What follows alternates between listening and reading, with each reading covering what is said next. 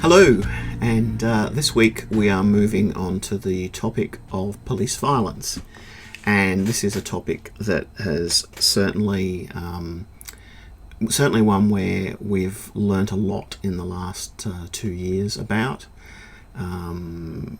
Although if you're a member of the communities who have been subject to police violence, they've known about it a lot longer.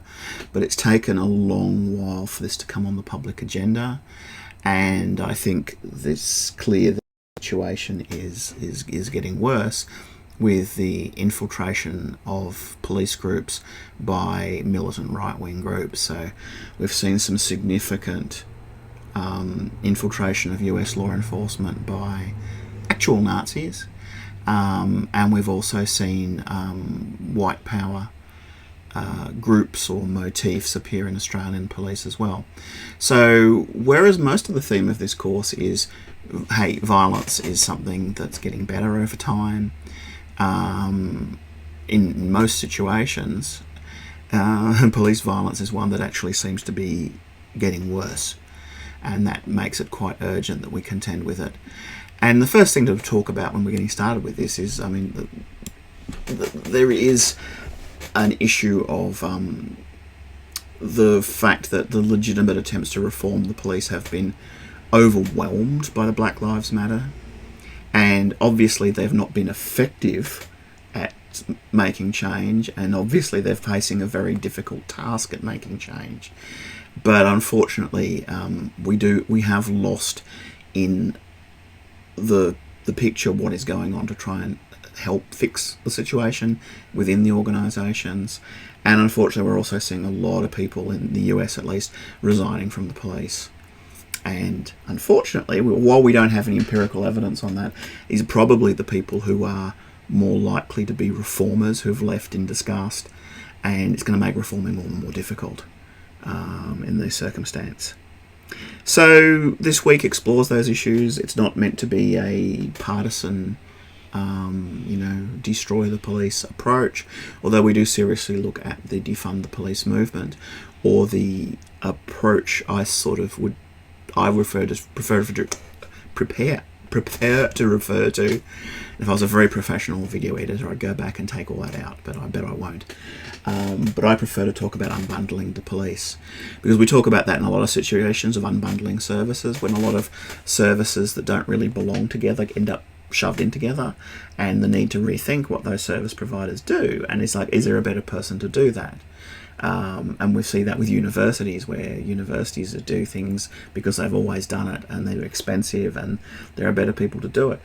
We also see that situation with the police, where we have highly trained, armed police doing more mediocre everyday tasks that don't require an armed person. In fact, an armed person just exacerbates the incidents and creates more risk. So we also look at this week about that idea of, we do look at the defund the police movement, but I think a better way to think about it is about unbundling the police and looking at, this is a good time. The police as an institution isn't that old. Where do we go in terms of looking at, what are the core business of police? What do we use police to do?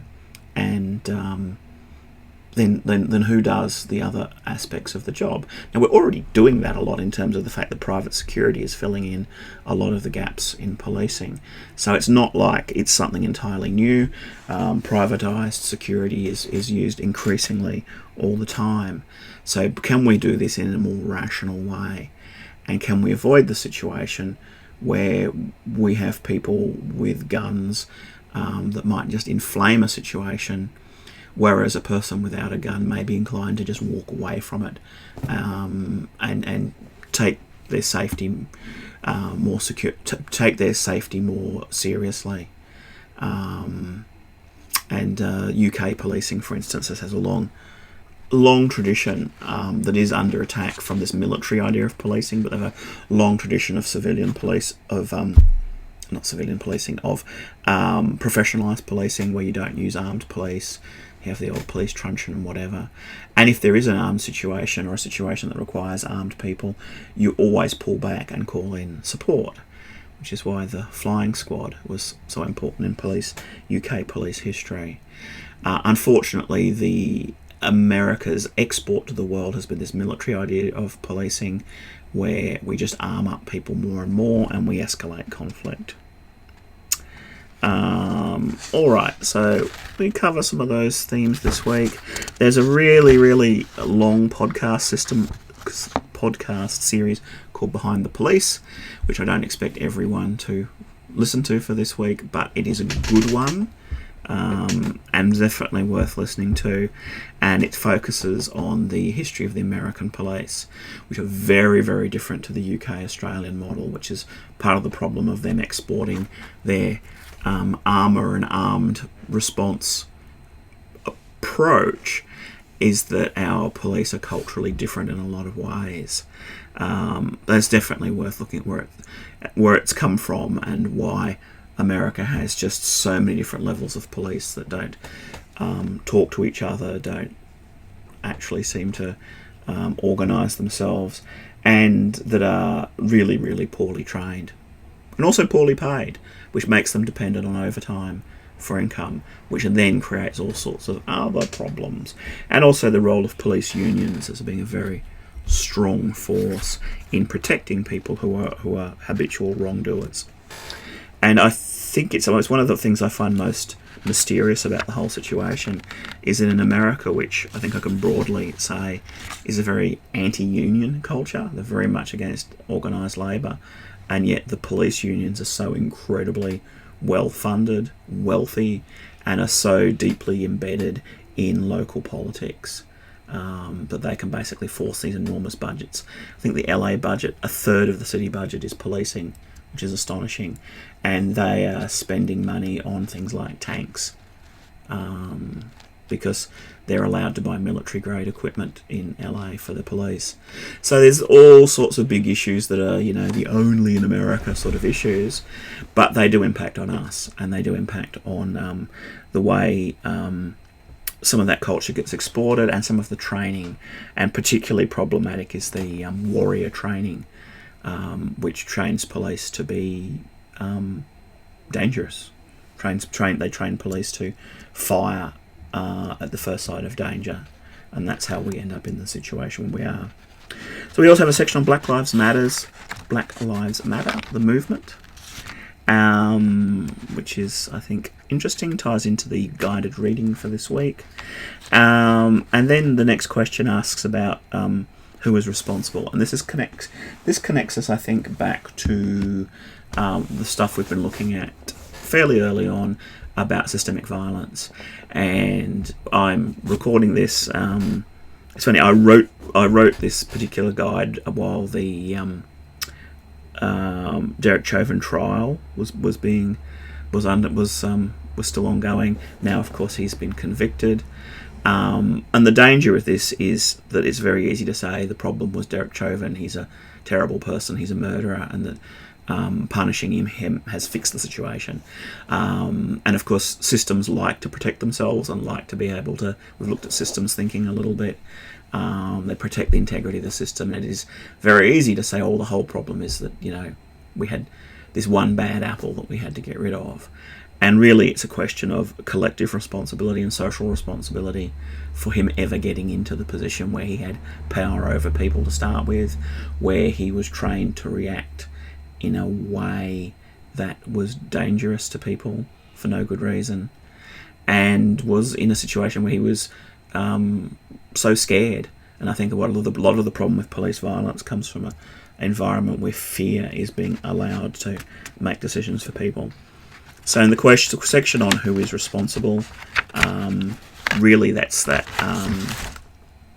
idea of pulling it back from saying this person's a bad person, from looking at bad systems and how we fix them. And that leads into that last section that I looked at, flagged earlier, which is that idea of unbundling police services. And now is a good time to say, well,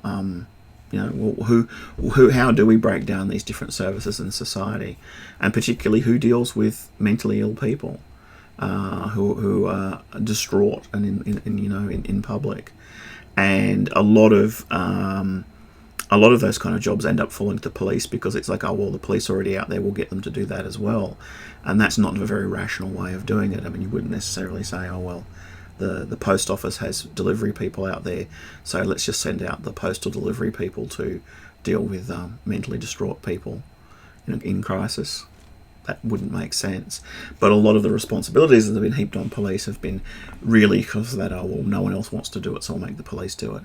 So it's a good opportunity to be able to rethink some of those systems, to use a bit of design thinking, a bit of that sort of challenge, to start thinking differently about the way in which we look at public safety. So really complicated, lots of stuff in this week, very interesting. In workshops, we're going to continue on, as we will for the rest of the term, with the mediation scenarios. Please make sure that you get in and book your timing for your mediation sessions. Remember, you have to do all the roles. For the mediator, you have to be a participant twice, and you have to be an observer to complete this subject. So I know it's tempting when say, oh, there's still heaps of weeks to go in term, I'll worry about it later, but those weeks are going to run out really quickly. So please make sure you get into the booking document ASAP, sort out your time, and make sure that you've got that organised. And if you can't make the class time, make sure you get on to your colleagues on Teams and get organising for another time that suits you. All right, I will see you in the workshops this week.